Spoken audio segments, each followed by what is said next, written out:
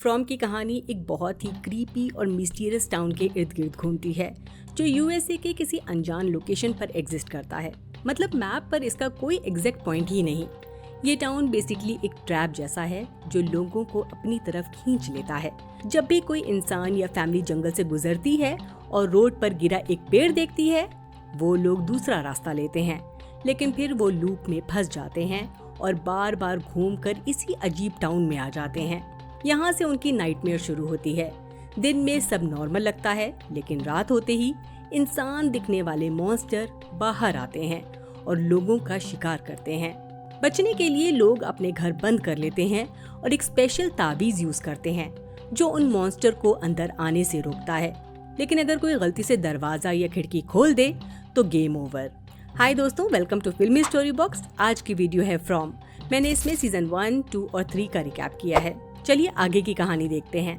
Town 2 हिस्सों में divided है। एक तरफ बॉयड स्टीवंस नाम का एक्स आर्मी आदमी सिस्टम और रूल्स के साथ लोगों को कंट्रोल करता है, जबकि दूसरी तरफ कॉलोनी हाउस है जहां डोना के अंदर लोग थोड़ा फ्री और कम्युनिटी स्टाइल लाइफ जीते हैं।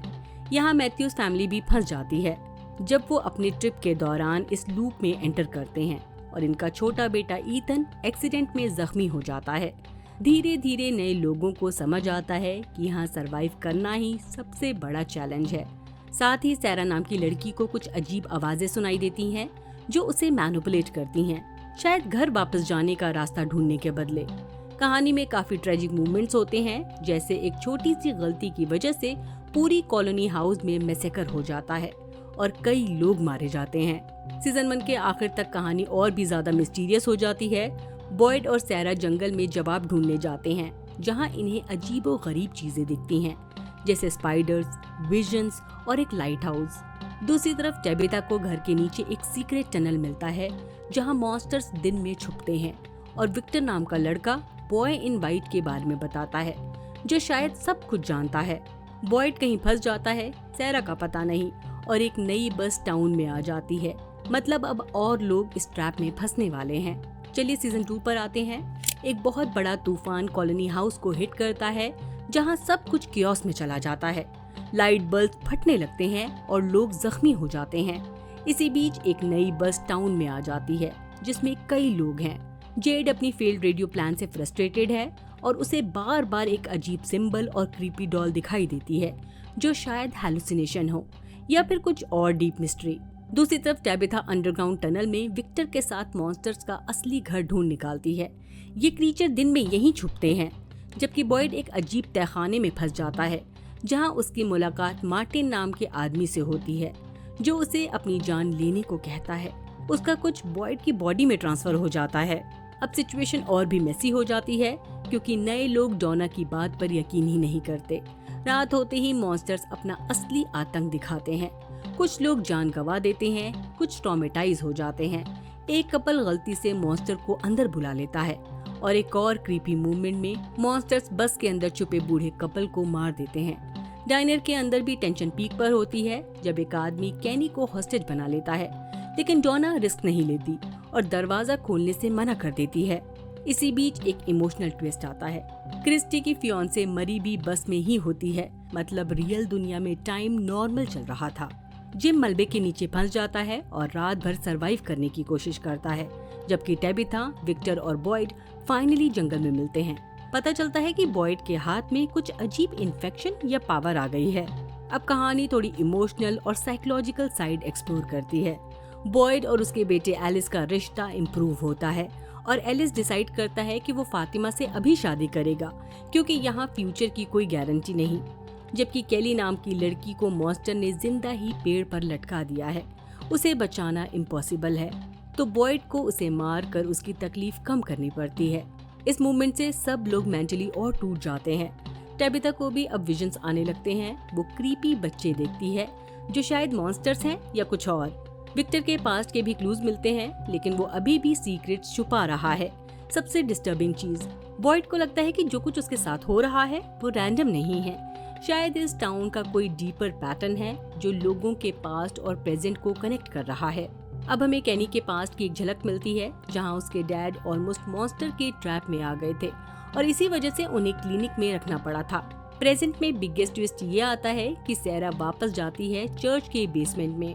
बॉयड समझता है कि सैरा इम्पोर्टेंट है क्योंकि वो आवाजें सुन सकती है, लेकिन प्रॉब्लम ये है कि पूरा टाउन उससे नफरत करता है। जब केनी को सच पता चलता है कि सैरा की वजह से उसके डैड की मौत हुई तो वो पूरी तरह टूट जाता है और बॉयड पर भी भरोसा नहीं करता। इधर बॉयड खुद भी स्टेबल नहीं है।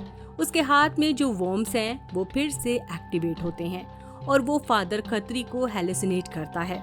बाद में जिम एक क्रेजी थ्योरी देता है कि शायद ये पूरा टाउन एक एक्सपेरिमेंट या गेम है जहां लोग इन्हें ऑब्जर्व कर रहे हैं। टेंशन और ज्यादा बढ़ जाती है क्योंकि अब सबको सैरा के क्राइम्स का पता चल चुका है। जिम और टेबिथा उसे सजा देना चाहते हैं, इवन बॉक्स में डालने तक की बात होती है। इमोशनल मोमेंट तब आता है जब ईथन खुद सैरा का सामना करता है और कहता है कि तुमने भरोसा तोड़ दिया। ये सैरा के गिल्ट को और हैवी बना देता है। केनी गुस्से में सैरा की लास्ट मेमोरी उसके भाई का सामान तोड़ देता है, जो काफी हार्ट ब्रेकिंग है। इस बीच सिंबल्स जेड को और ज्यादा हॉन्ट करने लगते हैं। विक्टर फाइनली हिंट देता है कि एक आदमी क्रिस्टोफर भी सेम सिंबल देखकर खतरनाक बन गया था। मतलब ये सिंबल्स कुछ बहुत ही डार्क चीज से कनेक्टेड हैं। टेबिथा को भी क्रीपी बच्चों के विजन्स आने लगते हैं जो एंकुई बोलते हैं। बॉयड की कंडीशन और सीरियस हो जाती है। उसे बार बार हेलुसिनेशंस होते हैं। म्यूजिक बॉक्स और बैलेरिना मॉन्स्टर उस पर अटैक करती हुई दिखती है, जो असल में उसके दिमाग या उस शाप का असर है। केनी को लगता है कि बॉयड डिमेंशिया का शिकार हो रहा है, लेकिन रियलिटी उससे भी ज्यादा स्कैरी है। साथ ही एक नया खतरा आता है, राशन की कमी। मतलब सर्वाइवल और टफ होने वाला है। कॉलोनी हाउस में इसी बात पर फाइट हो जाती है और एलिस को चाकू लग जाता है। उसे बचाने के लिए इमरजेंसी सर्जरी होती है, लेकिन उसे खून की जरूरत पड़ती है और यहाँ सबसे बड़ा रिस्क आता है। बॉयड का ब्लड इन्फेक्टेड है। बॉयड एक रिस्की फैसला लेता है। वो अपना कर्स एक मॉन्स्टर में ट्रांसफर करने की कोशिश करता है। जब वो मॉन्स्टर को कट करके अपना ब्लड देता है तो मॉन्स्टर सच में मर जाता है, जो अब तक इम्पॉसिबल लगता था। ये एक ह्यूज डिस्कवरी है क्योंकि पहली बार लगता है कि मॉन्स्टर्स को हराया जा सकता है। इसके बाद बॉयड सेफली एलिस को ब्लड देता है और उसकी जान बच जाती है। सुबह होते ही क्लिनिक के पास सब लोग देखते हैं कि मॉन्स्टर वहीं पड़ा है, हिला भी नहीं। इससे सबको लगता है कि बॉयड ने उसे सच में मार दिया अपने इन्फेक्टेड ब्लड से। बॉयड, केनी और क्रिस्टी डिसाइड करते हैं कि बॉडी को जलाना चाहिए या स्टडी करना चाहिए, और फाइनली वो उसे क्लिनिक के अंदर ले जाकर एग्जामिन करने का प्लान बनाते हैं ताकि फ्यूचर में मॉन्स्टर से लड़ने का तरीका मिल सके। क्रिस्टी को लगता है कि मॉन्स्टर के ब्लड में इन्फेक्शन होगा जो वेपन बन सकता है, लेकिन जब वो बॉडी कट करती है तो पता चलता है कि अंदर खून ही नहीं और सब ऑर्गन ह्यूमन जैसे हैं पर पूरी तरह सूख गए हैं। फ्रस्ट्रेशन में वो और कट करती है और एक येलो लिक्विड मिलता है जिसे वो कलेक्ट करती है रिसर्च के लिए। इस बीच केनी और क्रिस्टी के बीच पुरानी फीलिंग्स का इमोशनल मूवमेंट भी आता है। दूसरी तरफ मैरी को विड्रॉल की वजह से नाइटमेयर आते हैं जिसमें मॉन्स्टर जिंदा हो जाता है, लेकिन वो सिर्फ सपना है। साथ ही फातिमा को पता चलता है कि वो प्रेग्नेंट है, जो सबके लिए खुशी की बात है, बट वो खुद टेंशन में है क्योंकि उसे डॉक्टर्स ने पहले बोला था कि वो कभी मां नहीं बन सकती। जबकि जिम और रैंडल ड्रोन का यूज करके सिग्नल भेजने का प्लान बनाते हैं और रैंडल जिम के दिमाग में शक पैदा करता है कि शायद सब लोग एक एक्सपेरिमेंट का पार्ट हैं। टेबिथा और जेड अपनी हैलुसिनेशन शेयर करते हैं और विक्टर के पास के क्लूज मिलते हैं जिसमें एक मिस्टीरियस टावर और बच्चों के कनेक्शन का हिंट होता है।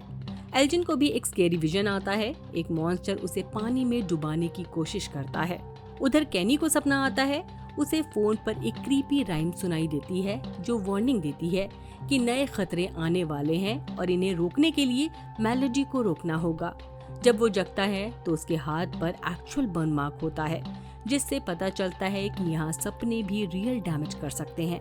एल्जिन भी अपने सपने के बारे में बताता है। वो सजेस्ट करता है कि मॉन्स्टर के लिक्विड को बुलेट्स पर लगाकर टेस्ट किया जाए, लेकिन जब बॉयड और केनी क्लिनिक जाते हैं तो शॉक मिलता है। मॉन्स्टर की बॉडी से बहुत सारे कीड़े निकल रहे होते हैं।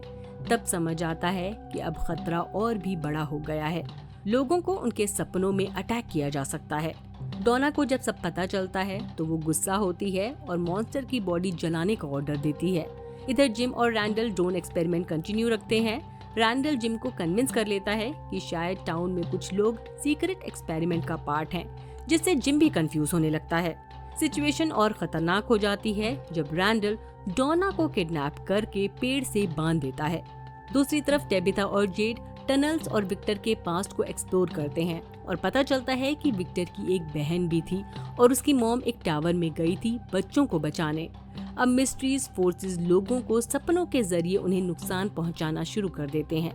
ये क्लियर हो जाता है कि अब असली खतरा सिर्फ रात के मॉन्स्टर्स नहीं बल्कि उनके सपने भी हैं। रेजी की वाइफ पॉला एक नाइटमेयर के दौरान मारी जाती है। उसकी बॉडी लिटरली फट जाती है जो सबको शॉक कर देता है। बॉयड फौरन सबको वार्न करता है कि अब कोई भी नहीं सोएगा वरना वो भी मर सकते हैं। कॉलोनी हाउस में सब लोग डर से जगे रहने की कोशिश करते हैं लेकिन टेंशन पीक पर होती है। मरी अपनी ड्रग विड्रॉल की वजह से हैलुसिनेट करती है और उसे कीड़े अटैक करते हुए दिखते हैं।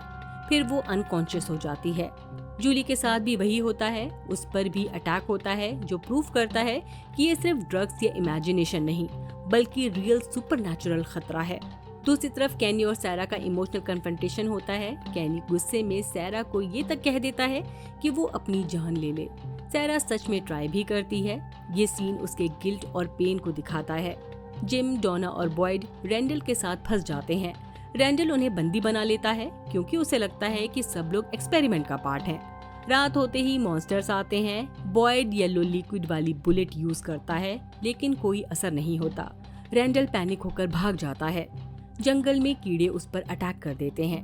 पता चलता है कि मरी, जूली और रैंडल तीनों एक साथ किसी अनजान फोर्स के कंट्रोल में आ गए हैं, जैसे कोई पैटर्न फॉलो हो रहा हो।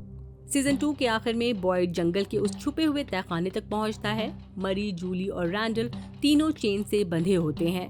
तीनों एक ही टाइम पर दर्द में चिल्लाते हैं। बॉयड समझ जाता है कि इस सब का कनेक्शन उस म्यूजिक बॉक्स से है जो सपनों में सुनाई देता है। उसे लगता है इसे तोड़ना ही सॉल्यूशन है। बॉयड म्यूजिक बॉक्स तोड़ देता है और फौरन ही मरी, जूली और रैंडल नॉर्मल हो जाते हैं। मतलब नाइटमेयर की साइकिल ब्रेक हो जाती है। इसके पैरेलल कॉलोनी हाउस में एक इमोशनल मोमेंट आता है। एलिस और फातिमा शादी कर लेते हैं। टेबिथा विक्टर के क्लूज फॉलो करके एक फार अवे ट्री के जरिए लाइट हाउस तक पहुंचती है, जहां एक मिस्टीरियस लड़का उसे धक्का दे देता है और शॉकिंगली टेबिथा असली दुनिया के हॉस्पिटल में जगती है। मतलब लाइट हाउस शायद स्केप पोर्टल है। सीजन 2 के आखिर में एक क्रीपी हिंट मिलता है कि शायद रियलिटी भी उतनी सिंपल नहीं जितनी लग रही है। चलिए अब सीजन 3 पर आते हैं। टेबिथा को पता चलता है कि वो मेन के कैम्प डाउन टाउन में है, जहां पुलिस उससे सवाल करने वाली है। इसलिए वो हॉस्पिटल से भाग जाती है क्योंकि उसे पता है कि वो अगर कुछ भी बताएगी तो कोई भी उस पर भरोसा नहीं करेगा बल्कि उसे पागल ठहरा दिया जाएगा। बाहर आकर भी उसे बॉय इन वाइट दिखता है जो हिंट देता है कि फ्रॉम विला का कनेक्शन अभी भी उसके साथ है। जब वो अपनी माँ से बात करती है, कंफर्म होता है कि फ्रॉम विला के लोग असल दुनिया में गायब हैं। टेबिथा को विक्टर के लंच बॉक्स में उसका एड्रेस मिलता है। वो विक्टर के डैड हेनरी से मिलती है। वो बताता है कि उसकी वाइफ मिरिंडा को भी कभी फार्म विला जैसे विजन्स आते थे और उसने उन सब चीजों की पेंटिंग बनाई थी। इससे ये हिंट मिलता है कि शायद टेबिथा भी किसी चोजन मिशन का पार्ट है। दूसरी तरफ फ्रॉम विला में सिचुएशन और ज्यादा खतरनाक हो चुकी है। टेबिथा के गायब होने से जिम और उसके बच्चे टूट चुके हैं। ईथन को उम्मीद है वो जिंदा है, जबकि जूली ऑलमोस्ट मान लेती है कि वो मर चुकी है। जिम उसे ढूंढने जंगल जाता है कैनी के साथ, लेकिन वहाँ इन्हें सिर्फ अजीब और डरावने साइन मिलते हैं और वो वापस लौटने का फैसला लेते हैं। टाउन में राशन खत्म होता जा रहा है। सारी फसलें खराब हो चुकी हैं। मॉन्स्टर अब सिर्फ अटैक नहीं कर रहे बल्कि प्लानिंग के साथ लोगों को सफर करवा रहे हैं। वो जानवरों को खुला छोड़ देते हैं ताकि लोग रात में बाहर निकलें। इसी कियोस्क के बीच टियानचेन को मॉन्स्टर बहुत ही बेरहमी से मार देते हैं और बॉयड को फोर्स करते हैं कि वो सब देखे, जो क्लियरली एक साइकोलॉजिकल पनिशमेंट लगती है। सुबह होते ही सब शॉक में है। टियानचेन की मौत का असर पूरे शहर पर पड़ता है, स्पेशली कैनी पर जो अपनी माँ को खो चुका है। बॉयड गिल्ट में डूबा होता है जबकि डोना उस पर गुस्सा निकालती है, लेकिन बाद में सब समझ जाते हैं कि सिचुएशन इनके कंट्रोल से बाहर है। इसी बीच जिम और कैनी जंगल से वापस आते हैं। वो एक शॉकिंग डिस्कवरी बताते हैं कि जंगल के एक हिस्से में अभी भी ताज़ी सब्जियां और मछलियां हैं, लेकिन आयरनी ये है अगर ये पहले मिल जाता तो टियानचेन की जान बच सकती थी। कैनी गुस्से में मॉन्स्टर से बदला लेने का प्लान बनाता है। बॉयड उसे समझाकर रोक लेता है। दूसरी तरफ फातिमा की प्रेगनेंसी और ज्यादा क्रीपी हो जाती है। वो सड़ी गली सब्जियां, यहाँ तक कि लाशें खाने लगती है। जो हिंट देता है कि उसका बेबी नॉर्मल नहीं है। असल दुनिया में टैबिथा और हेनरी के बीच बातचीत से रिवील होता है कि मिरिंडा भी फ्रॉम विला जैसे विजन्स देखती थी और शायद वो भी वहाँ गई थी, जिससे लगता है कि ये सब एक रिपीटिंग साइकिल या बड़ी मिस्ट्री का हिस्सा है। वहीं जिम को फोन पर उसके मरे हुए बेटे थॉमस की आवाज सुनाई देती है, बट इस बार जिम समझ जाता है कि ये कोई सुपरनैचुरल कनेक्शन नहीं बल्कि मॉन्स्टर्स का माइंड गेम है जो उसके इमोशन से खेल रहे हैं। ये थॉमस उस पर इल्जाम लगाता है कि उसने टैबिथा को अकेला छोड़ दिया और इनडायरेक्टली उसके बच्चों को भी धमकाता है, जिससे जिम और ज्यादा डिस्टर्ब हो जाता है। इसके बाद वो पैनिक में जूली और ईथन को डांट देता है। फैमिली के बीच टेंशन और बढ़ जाती है क्योंकि ईथन अब ऑलमोस्ट मान चुका है कि टैबिथा मर चुकी है। इसी बीच बॉयड एक नया खतरनाक प्लान बनाता है। अब वो मॉन्स्टर से भागने की बजाय उन्हें ट्रैप करना चाहता है, क्योंकि उसका मानना है कि उन्हें समझने के लिए उन्हें पकड़ना जरूरी है। उसका प्लान सिंपल बट रिस्की है। मॉन्स्टर्स को किसी बिल्डिंग के अंदर लाकर बाहर से ताबीज लगा दिया जाए ताकि वो फंस जाएं। दूसरी तरफ टीली फातिमा का टैरो रीडिंग करने की कोशिश करती है, तब एक क्रो का अजीब बिहेवियर अपशगुन का सिग्नल देता है। कैनी, जेड और दूसरे लोग खाना इकट्ठा करने जाते हैं, लेकिन जेड को फिर से अजीब अजीब हेलुसिनेशंस होने लगते हैं। वो एक आदमी को देखता है जिसकी आंख में कील घुसी होती है और पैनिक में वो वापस भागना चाहता है। इसी क्योस में क्रिस्टी का पैर बियर ट्रैप पर फंस जाता है और सब लोग मुश्किल से उसे बचाकर रात होने से पहले घर वापस आते हैं। रियल वर्ल्ड में टैबिथा और हेनरी बॉटल ट्री के जरिए फ्रॉम विला का कनेक्शन ढूंढने की कोशिश करते हैं। उनका एक्सीडेंट हो जाता है। जब टैबिथा होश में आती है तो एम्बुलेंस एक ऐसे रोड पर रुकती है जहां गिरा हुआ पेड़ है, यानी ये फ्रॉम विला में आ चुके हैं। टैबिथा समझ जाती है कि रात होने वाली है और मॉन्स्टर्स आ जाएंगे। पुलिस ऑफिसर एकोस्टा उसकी बात नहीं मानती। जब वो लोग एक लाश देखकर रुकते हैं तो वो असल में मॉन्स्टर का ट्रैप होता है। वो फौरन सब पर अटैक कर देता है। इस कियोस्क के बीच जिम और बॉयड वहां पहुंचते हैं और फाइनली जिम और टैबिथा मिलते हैं, जबकि हेनरी भी बेहोशी की हालत में फ्रॉम विला आ चुका है।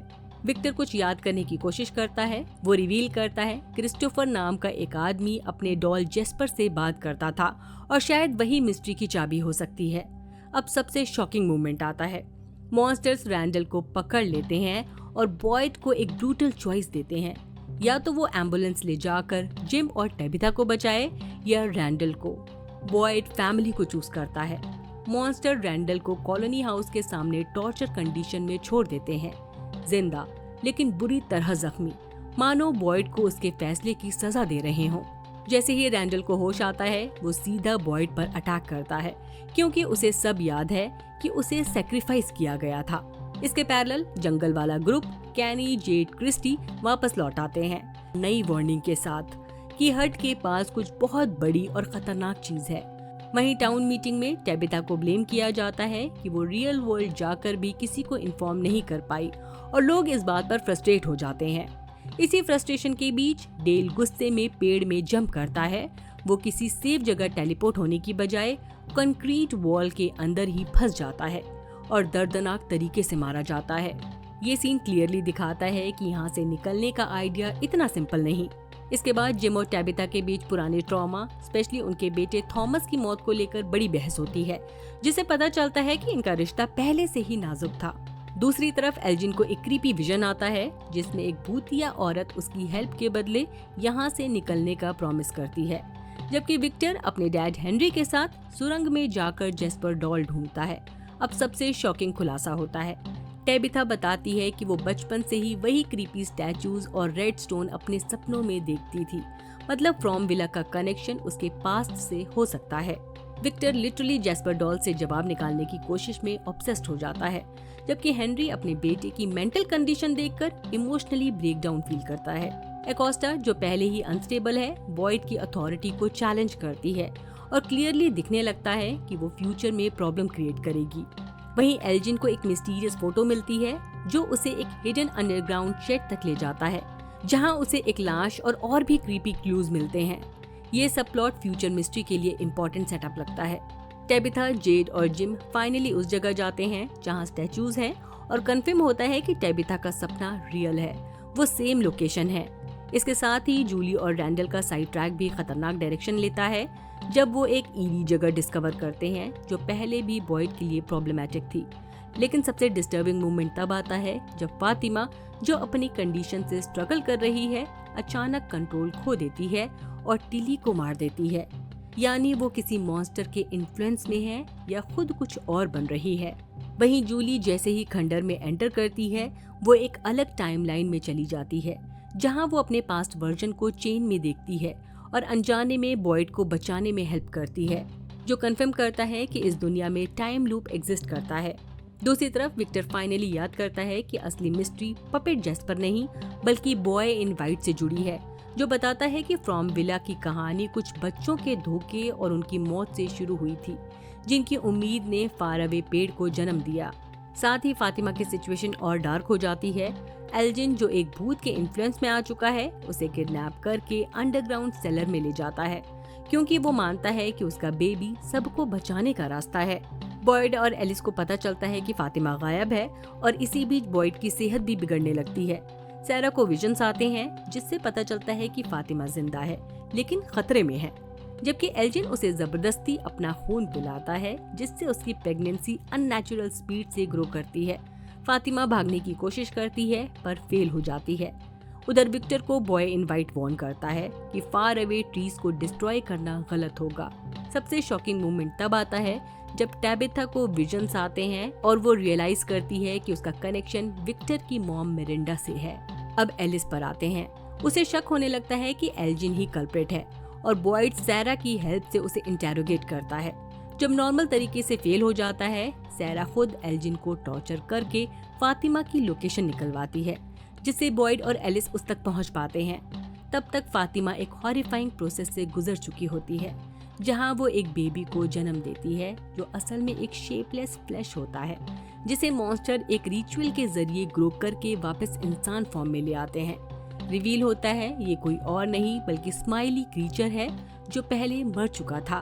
इससे क्लियर हो जाता है कि मॉन्स्टर्स ओरिजिनली इंसान थे, जिन्होंने अपनी इमॉर्टैलिटी के लिए अपने ही बच्चों को सैक्रिफाइस किया था। इसी बीच जेड और टैबिथा एक और शॉकिंग सच डिस्कवर करते हैं कि वो दोनों अपनी पास्ट लाइफ में क्रिस्टोफर और मिरिंडा थे, और वो बार बार इस जगह पर लौटते हैं ताकि टावर में फंसे बच्चों को बचा सकें। सीजन के आखिर में एक और बड़ा ट्विस्ट आता है जब एक मिस्टीरियस येलो सूट वाला पावरफुल एंटिटी दिन की रोशनी में सामने आता है। वो जिम को पनिश करते हुए उसका गला काट देता है और जूली लाचार होकर देखती रहती है। यहीं सीजन 3 खत्म होता है। सीजन 4 जल्दी ही आने वाला है, जरूर देखिएगा।